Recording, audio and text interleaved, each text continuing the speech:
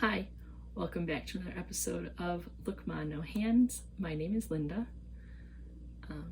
As per usual, I will be talking about what I'm wearing, what I'm stitching, what I'm reading, and what I'm watching.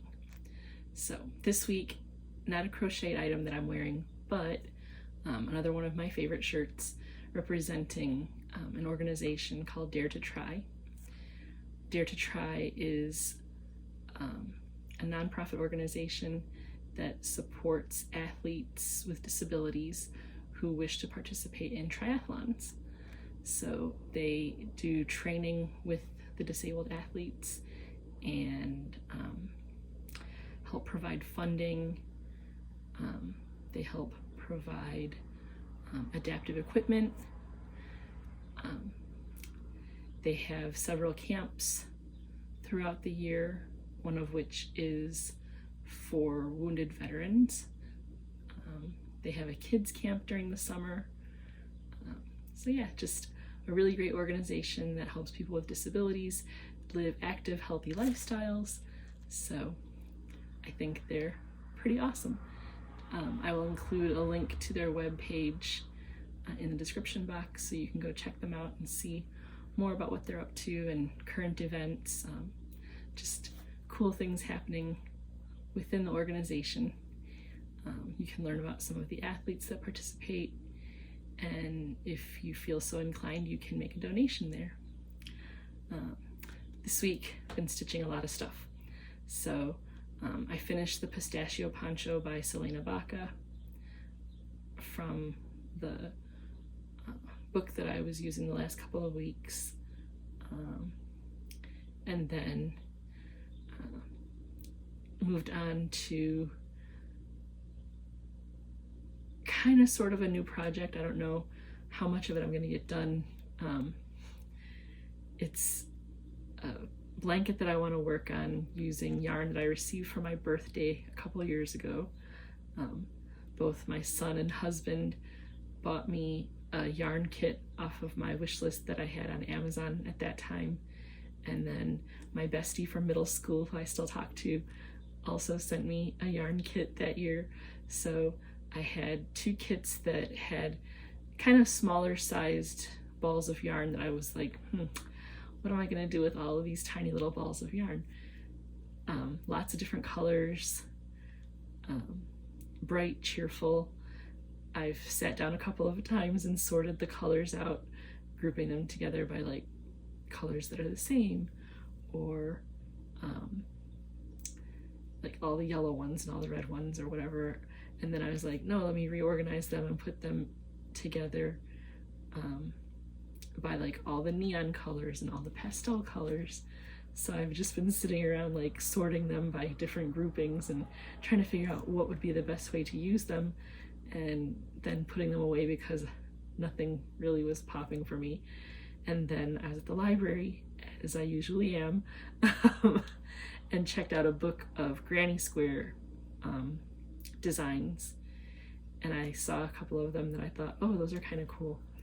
And so I pulled the yarn out again because I knew the little skeins of yarn would be perfect for a granny square project where you use a bunch of different colors but not like a whole skein of 3, 4, 8 ounces of yarn.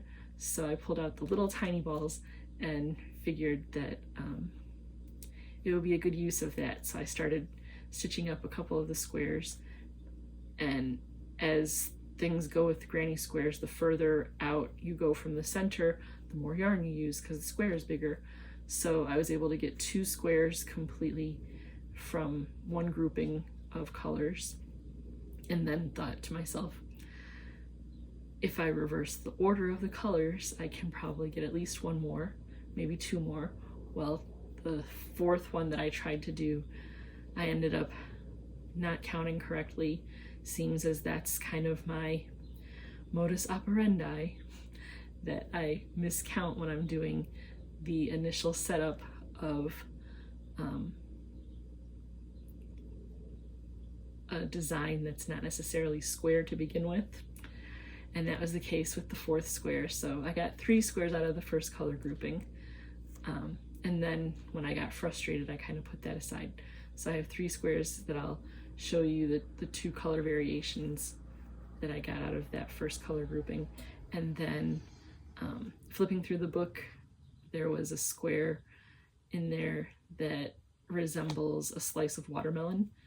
So I tried that one out because it had some interesting stitches in the design.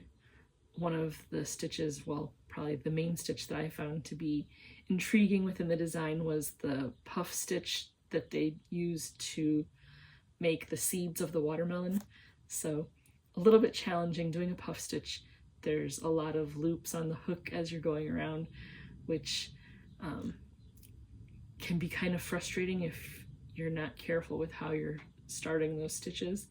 But I figured there were only like 9 of those particular styles of stitch, so I went with it, and it turned out really nice.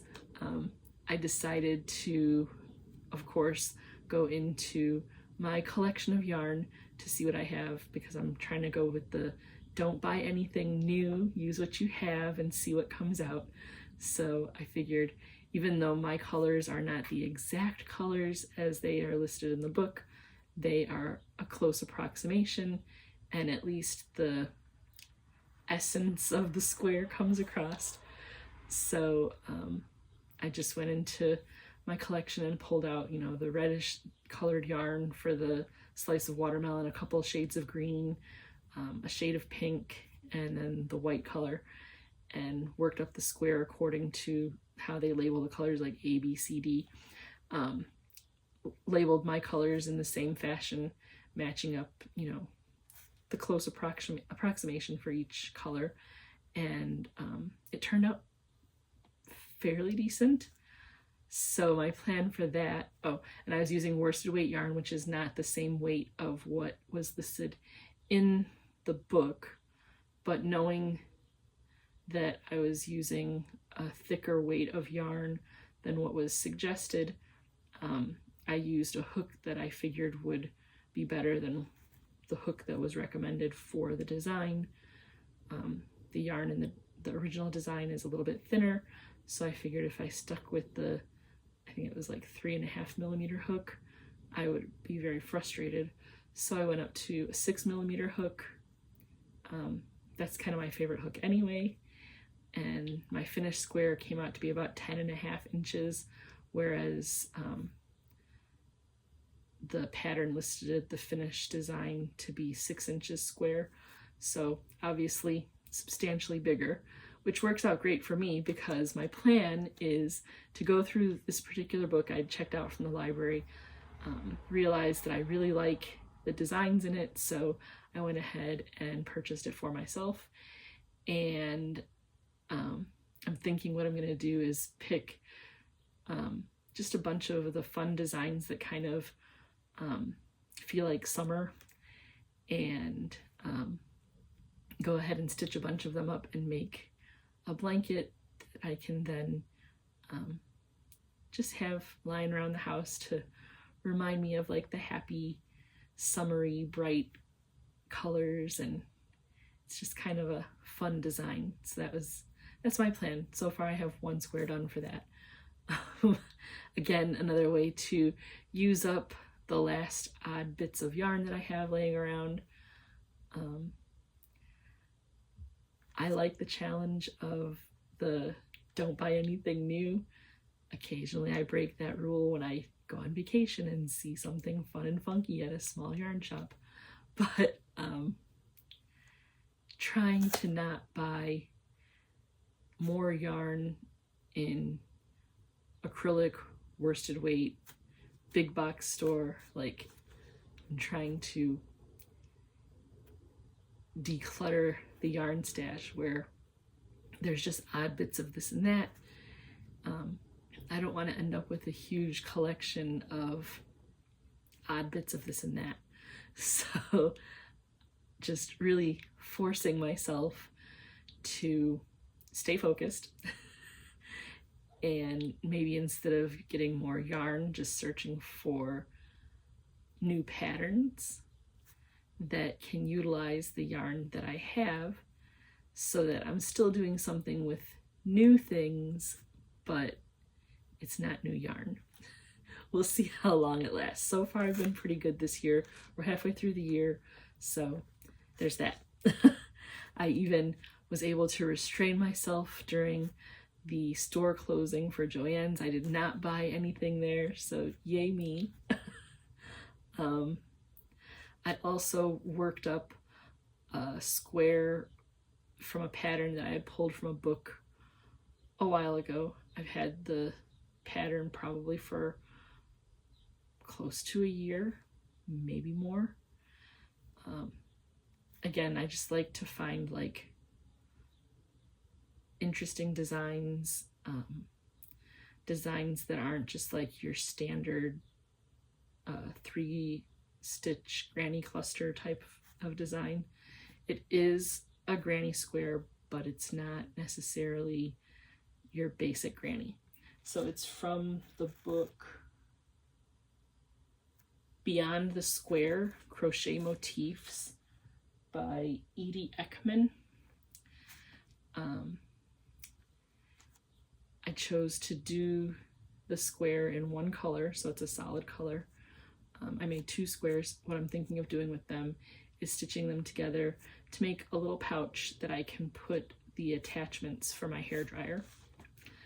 So yeah, when I finished making the initial 2 squares, I was kind of like, this design might be a challenge to join the squares up, so I kind of hit pause on making any more of them. It's a fairly simple design, a little bit lacy, which is why I figured it would be perfect for making a little pouch to put the accessories for my hairdryer.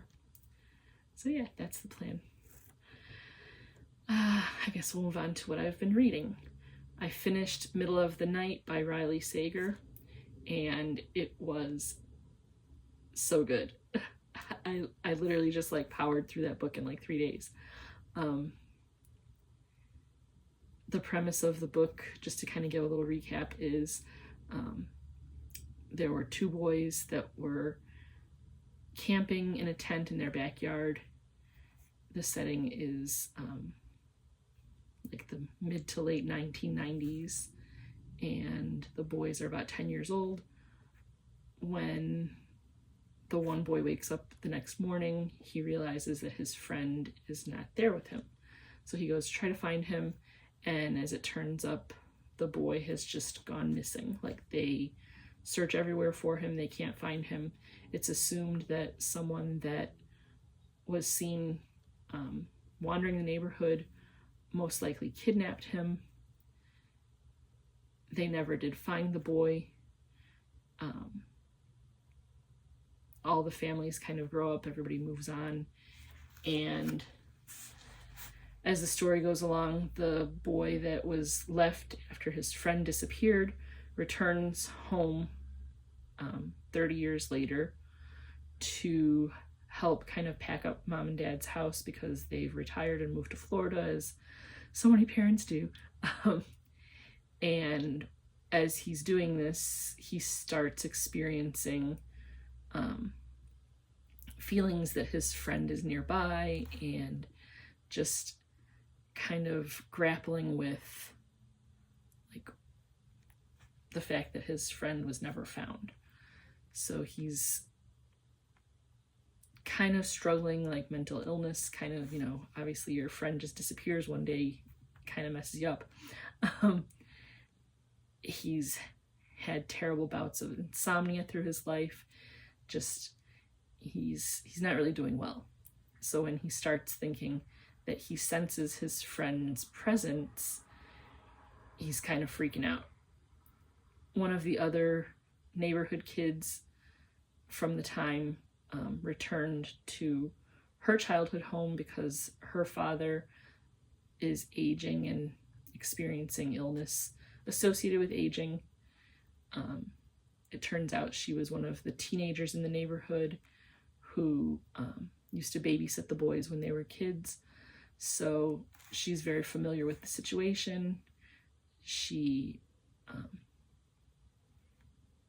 obviously was also traumatized by the disappearance of this kid, and all the people that were the young people in the neighborhood at the time are now adults, and each kind of have their own story of their relationship to the character who disappears.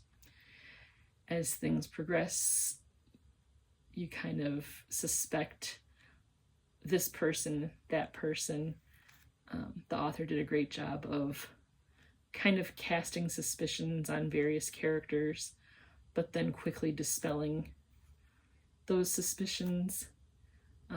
Ultimately, we do find out what happened with the boy, and it's nothing like what you would have expected, but the ending is definitely a very satisfying ending, very tragic ending. The book was very suspenseful, kept me very engaged. Like I said, kept trying to figure out like who did it.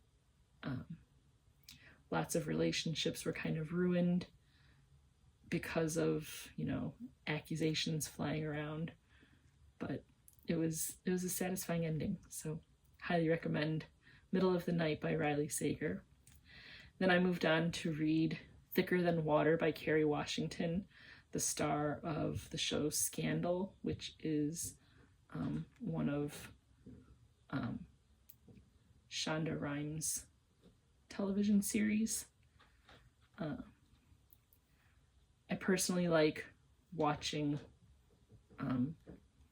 anything by Shonda, and then it's interesting to kind of read different memoirs that people have written that are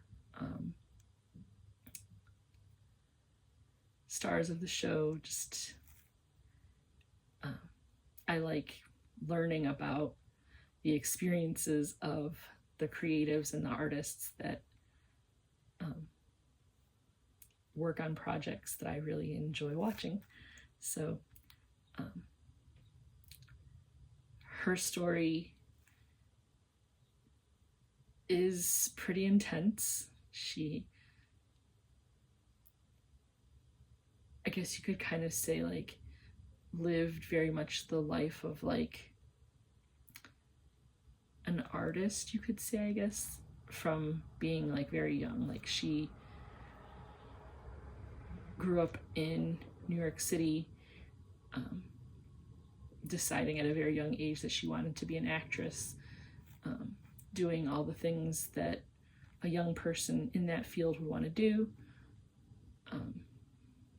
growing up kind of in an area that's so socioeconomically depressed. She had some traumas in her childhood that she kind of had to work through, and really caused her to question like who she is. And I don't know, it was pretty intense through a good portion of the book, and it really helps to kind of see who the creatives are behind the stories that we have grown to really enjoy and feel a big attachment to. Yeah, it was an interesting book. So another book that I would recommend if you're a person that lives the life of like a creative person, or feels like sometimes you just can't catch a break. This book might be one that could kind of help you see that you're not alone. One thing that I will say, trigger warning, she does speak quite frankly about her experience with sexual assault. So if that's something that might bring up feelings for you, maybe this book is not for you, but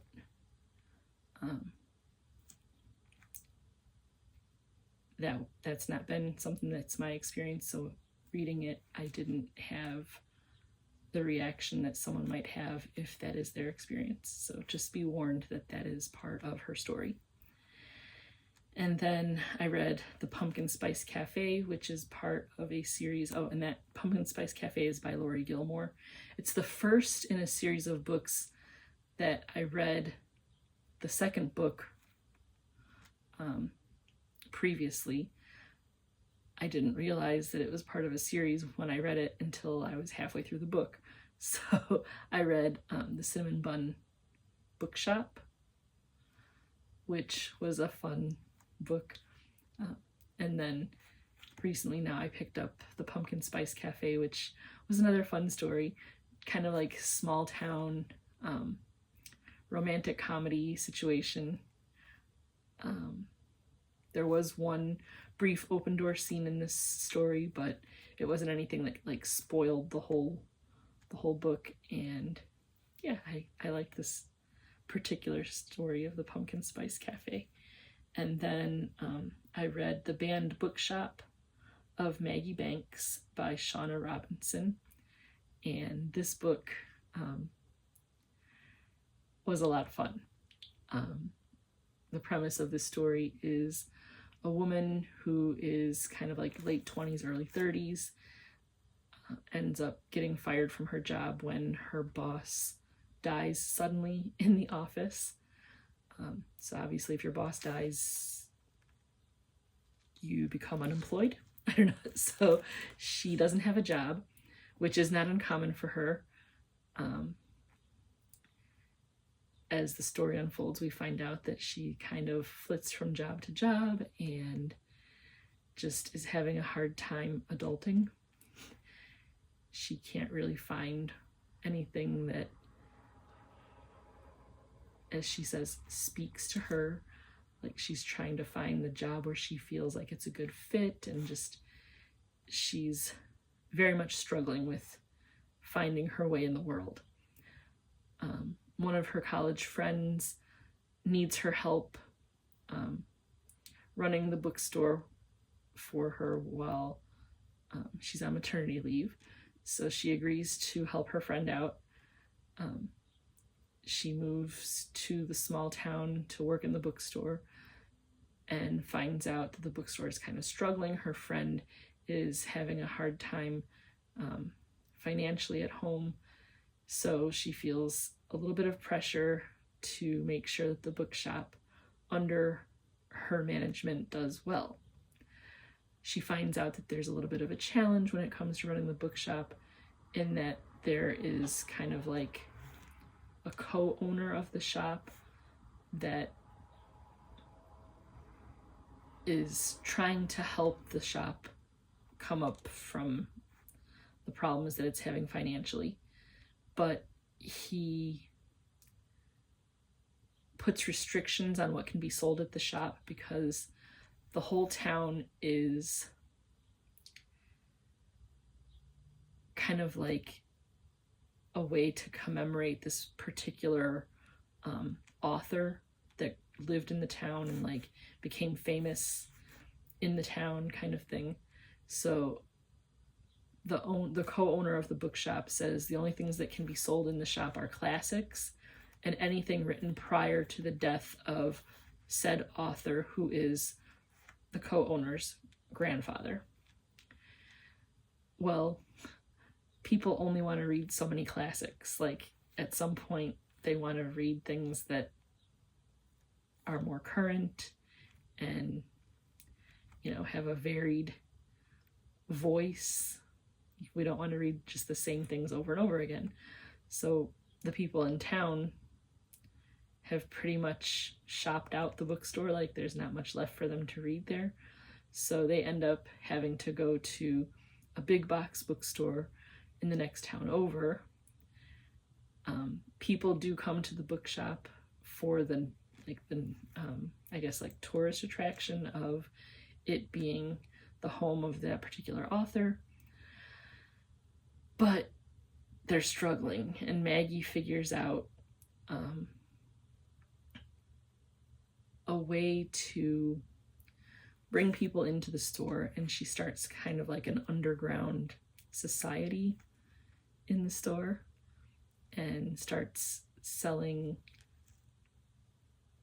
like book paraphernalia and book contraband, you could say, like banned books basically, kind of on the side. And she even starts a website, and she does all of these things that start really contributing to the success of the bookstore. And her friend is excited because they're having so much success, but she has to keep it a secret from the big boss, because if he finds out what she's doing, it could be detrimental to the store in terms of her friend being fired, her being fired. Through the story, Maggie finds out a very sizable secret that's being kept by the family of said author, and she wants to try and out the secret, but knows that there will be consequences behind doing so. So she's torn between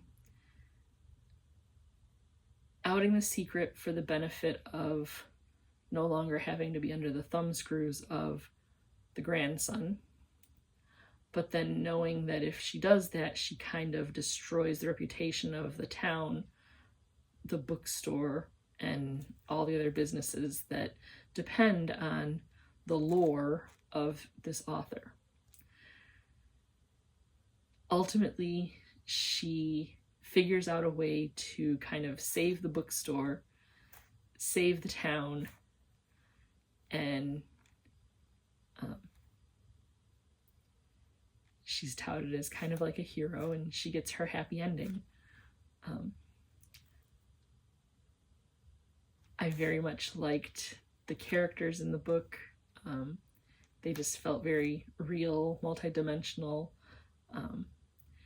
Everybody kind of makes assumptions of one another based on their perception of things, and as the story unfolds, they find out that their assumptions weren't necessarily correct. It's kind of like how people say, like, there's 3 sides to every story: his side, her side, and the truth. So everybody kind of has their take on things, and then they find out, like, oh, I guess things are not necessarily as they seem on the surface. Lots of apologies have to take place because of people's assumptions, and lots of secrets get revealed, and just some angry feelings that kind of get resolved, and people kind of understand different things as the story unfolds. So I really enjoyed all the different characters. I feel like the author did a great job of like creating characters that make you want to read the book to know more about them. You realize that their stories are deeper than what you see on the surface. So it was definitely a fun read. So yeah, that's been my reading journey this week. Again, kind of all over the place, reading the thriller, reading memoir. Of course, can't get away from the romance novels. This week's novels were a little less spicy than some of them can be sometimes. So the Banned Bookshop of Maggie Banks is definitely like in that rom-com category. A little bit more vanilla than some of the other books I've read, so it was fun. What I've been watching this week, pretty much most of the same. We've been spending a little bit less time watching shows this week just because life is getting busy. Tim's got his own stuff going on outside of hanging out with Mom, so we've kind of pushed pause on a lot of our movies. We did watch a little bit more of, well, of course, our current weekly watch of General Hospital, daily watch of General Hospital. He's still into it, so I'll hang on to that as long as I can. I kind of like hanging out with my guy. We've always had a pretty tight relationship, so this is like a new path for us to sit down together and enjoy. We watched a little bit of Who's the Boss, Golden Girls, the program Everwood, the throwback from the early 2000s, so that's good. And then I've watched another episode of Pulse, which is a program on Netflix. It's a medical drama set in one of the kind of urban centers down in Florida. I want to say Tampa, but don't quote me on that. I'm only a couple episodes in, but so far very much enjoying Pulse. So I'll keep you updated on what I think of that one, but so far so good. And that about sums it up for this week. Never really sure what kind of fun things I'll be up to, so yeah, we'll see next week what's going on. I think there might be a few things going on next week that are going to be fun and exciting, but who knows. All right, take care.